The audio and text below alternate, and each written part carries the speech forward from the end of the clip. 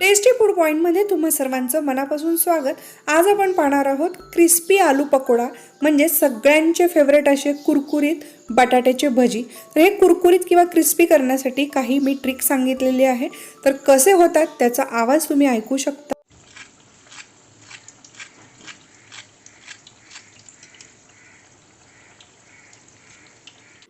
जेवढे वरून कुरकुरीत होतात तेवढेच आतून हे नरम होतात, खाण्यासाठी खूप चविष्ट लागतात। तर असेच कुरकुरीत आणि छान टम्म फुगलेले भजी बनवण्याची खूप सोपी पद्धत आहे। तुम्ही व्यवस्थित व्हिडिओ पाहिला तर तुम्हाला नक्कीच जमेल। तर त्यासाठी साहित्य आपण पाहूया। इथे मी 3 मध्यम आकाराचे बटाटे धुवून घेतलेले आहेत। तर सर्वात आधी त्याची आपण साल काढून घेणार आहोत। साल काढून मी पुन्हा एकदा धुवून घेतलेले आहेत। तर याच्या आपल्याला पातळ अशा चकत्या करून घ्यायच्या आहेत। तर तुम्ही स्लाइसरने करू शकता किंवा अशा पद्धतीने सुरीने देखील करू शकता। स्लाइसरने एकसारखे करायचे आहेत छान, आणि सुरीने सुद्धा सगळ्या बाजूने एकसमान करायचे आहेत। अशा पद्धतीने जास्त जाड नाही, जास्त पातळही नाही। तर आपल्या सर्व स्लाइस करून झालेले आहेत, बाउलमध्ये घ्यायचे आहेत आणि त्यामध्ये भरपूर आपण पाणी टाकायचं आहे आणि याला पाणी टाकून आपण बाकीची तयारी करायची आहे।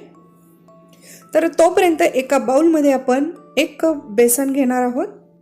भजी छान क्रिस्पी किंवा कुरकुरीत होण्यासाठी 2 मोठे चमचे आपण तांदळाचं पीठ यामध्ये टाकणार आहोत। 1 टीस्पून लाल मिरची पावडर, पाव टीस्पून हळद आणि अर्धा टीस्पून आपण ओवा टाकणार आहोत। ओवा हातावरती छान चोळून टाकला की खूप छान फ्लेवर येतो। आता चिमूटभर आपण खाण्याचा सोडा टाकायचा आहे आणि चवीनुसार मीठ टाकायचे। आता मसाले सर्व मिक्स करून घ्यायचे आहेत। तुम्हाला आवडत असेल तर बारीक चिरलेली कोथिंबीर सुद्धा यामध्ये टाकू शकता। मिक्स केल्यावर लगेच पाणी नाही टाकायचं आपल्याला। तर त्याआधी आपल्याला करायचं आहे, ह्या बटाट्यांच्या स्लाइसमध्ये 2-3 वेळा पाणी बदलून स्वच्छ पाणी निघेपर्यंत आपल्याला हे निथळून घ्यायचं आहे आणि एका सुती कपड्यावरती म्हणजेच कॉटनच्या कपड्यावरती हे आपण चोळून व्यवस्थित याला कोरडं करायचं आहे।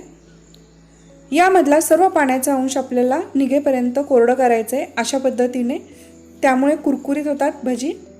आता बटाट्याचे काप कोरडे झाल्यानंतरच आपण ह्या पिठामध्ये पाणी टाकायचं आहे। तर यामध्ये आपण आधीच पीठ भिजवलं तर खूप पातळ पीठ होतं आणि भजी छान होत नाहीत, त्यात तेल शिल्लक राहतं। तर हळूहळू पाणी टाकत आपण याला गाठी मोडत मोडत, गुठळ्या मोडत मोडत आपण याला मिक्स करणार आहोत। तर अशा कन्सिस्टन्सीमध्ये आपल्याला याचं पीठ छान भिजवायचं आहे। जास्त घट्टही नाही, जास्त पातळही नाही। पातळ झालं तर तेल पितात भजी आणि घट्ट झालं तर छान चविष्ट लागत नाही।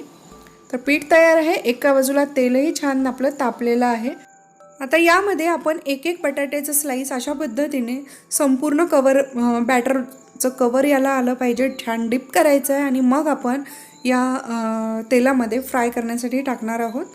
तर एका वेळी जेवढे बसतील एवढेच यामध्ये आपण हे भजी सोडणार आहोत तळण्यासाठी। तर आता आपण गॅसची फ्लेम मध्यम केलेली आहे आणि साधारण 1 मिनिटभर आपण याला टच करायचं नाही आहे आणि 1 मिनिटानंतर याला आपण उलटे करायचे आहेत। 1 मिनिटभर याला सेट होण्यासाठी जातो। तर तेलात टाकल्या कोणतेच भजी पटकन पलटी करायचे नसतात। तर दोन्ही बाजूने आपण छान खमंग हे कुरकुरीत तळून घेणार आहोत। तर तुम्ही पाहू शकता किती छान हा भजी आपला टम्म असा फुगलेला आहे आणि दोन्ही बाजूनी हे छान सोनेरी रंगावरती आपल्याला हे तळून घ्यायचे आहेत। मस्त गरमागरम कुरकुरीत बटाटा भजी आपले छान तयार झालेले आहेत, छान टम्म फुगलेले। तर हे अतिशय कुरकुरीत होतात। तर उरलेले बटाट्याचे भजीसुद्धा आपण फ्राय करून घ्यायचे आहेत। इथे आपण त्याचसोबत चीर पाडलेल्या मिरच्यासुद्धा तळून घेणार आहोत। यासोबत तळल्या की या भज्यांच्या घाण्यालासुद्धा छान मिरचीचा फ्लेवर येतो। तर आपले हे सुद्धा भजी छान सोनेरी रंगावरती छान तळून घेतलेले आहेत। त्यावरती आपण टाकणार आहोत चाट मसाला। इथे एक काळजी घ्यायची आहे, हे भजी आपण गरमागरम सर्व करायचे आहेत। थंड जर सर्व केले तर याचा कुरकुरीतपणा आहे तो निघून जातो। तर हे गरमागरम सर्व करायचे ही गोष्ट नक्कीच लक्षात ठेवा. जर व्हिडिओ आवडला असेल तर व्हिडिओला लाईक करा, चॅनलला सबस्क्राईब करा, साईडचं नोटिफिकेशन बेल जरूर प्रेस करा. त्याने तुम्हाला माझे व्हिडिओ सर्वात आधी मिळतील. पुन्हा भेटूया नवीन रेसिपीसोबत. तोपर्यंत धन्यवाद.